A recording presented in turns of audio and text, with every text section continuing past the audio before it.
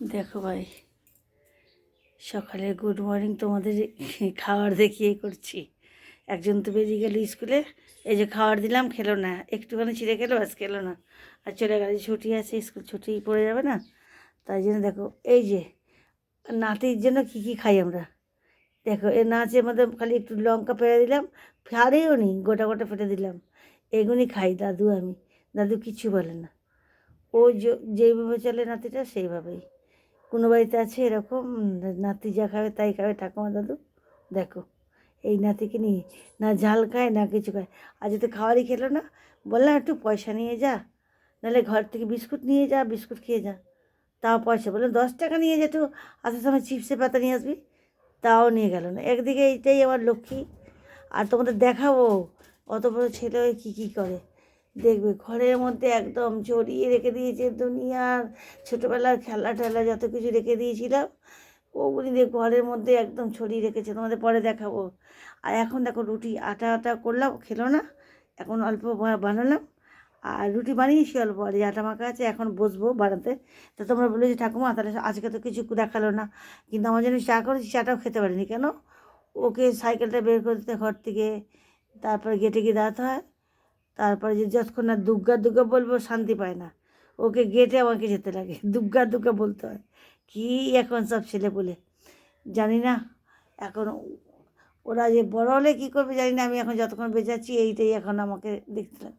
তা আমি সব খাওয়া দাওয়া ছেড়ে দিয়ে সব সব কাজ মানে কি সবই সারা আছে কাজ, খালি ওর জন্য যেটুকু একটু করার দরকার কাজটা করে ওকে রেডি করে দেয়। কিন্তু কিছু খাবারই খেলো, ওর জন্য তাদের করলাম যে আজকে ম্যাগি খেতে হবে না, এখন একটু বানিয়ে দিই, কিন্তু ও খেলো না।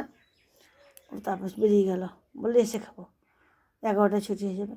তা আমার কাজ দিয়ে দাদু ওখানে ওই ঘরে যাবো, এখন ওই গিরিলগুলি রঙ করতে লাগবে, তা রঙ করতে লাগবে, ওগুনি যেতে লাগবে, ওটাকে ঘষে তারপর রঙ করবো, দুটো বাকি আছে। আর এই যে দেখলেন না, আমি আম ছিল লাল এটার মধ্যে, এখন আমি দিয়ে দিয়েছি, আমার 2 ছেলে বাড়িতে পাঠিয়ে দিলাম, আর আরও 4 জনকে পাঠিয়ে দিলাম। কেন? ওরা গাছের আম তো, ওরা ভালোবাসে, তাই জন্য পাঠিয়ে দিলাম। আমার জন্য এই কটা রেখেছি। এটা আমি বললাম না যে আমি একটুখানি এটা অন্যভাবে জেলি মতন বানাবো, ওই জন্য অল্প করে রাখলাম। তো আমার তো কাছ থেকে পড়বে, তখন কুড়িয়ে খাবো, তাই জন্য সবাইকে দিয়ে দিলাম। এক ইয়ে বানালে একটা ইয়ে মতন ছিল, ওই নির্মা কিনেছিলাম, ওইটার মধ্যে দিয়েছিল তো ওই জিনিসটা, তো একটা ওইটাতে বাসন বাসন রাখি, তো ওইটার মধ্যে একে ছিল, দিয়ে এই কটা রাখলাম। কালকে 4 টোপলা বানিয়ে দিয়ে দিলাম সবাইকে, আর ছেলে বাড়ি দিয়েছি অর্ধেকটা, তার অর্ধেকটা ছিল। তো দাদু বললো যে সব দে, গাছের জিনিস আছে সবাইকে দে, ওরা একসঙ্গে কাজ টাজ করে তো, তাই জন্য দিয়ে দিলাম। যাকে এখন রেখে দিচ্ছি ভাই, আমি একটু চা খাবো, একটু চা খেতে তারপরে আবার বাসন মাজবো, বাসন মাজে আবার রুটি করতে হবে। তো একটু চা খাই, কখন উঠেছি চা খাইনি, এই জন্য চা খেয়ে নিই, রাখলাম ভাই। Good morning. তোমাদের তো খাওয়াতে পারছি না, কী করবো বলো? তোমরা যদি কোনো দিন মানে ভালোবাসো, শিলিগুড়ি আসো, তাই নীলা দিদিকে একটুখানি খুঁজো, আর নীলা ঠাকুমা, দিদি বলছি তোমরা মনে করো না, ঠাকুমাকে দিদি বলা যায়, দিদাকে দিদি বলা যায়, এই জন্য তোমাদের বললাম। দেখো একটা শালিক পাখি চলে এসছে, ওকে এখন খাওয়া দিতে হবে। রুটি শিয়ে দিলাম, কাকে যেন চালে, ও এসে গেছে, এখন খেতে দিতে হবে। ও ম্যাগি খাওয়ালো, ব্যাসে থালার মধ্যে থাকে।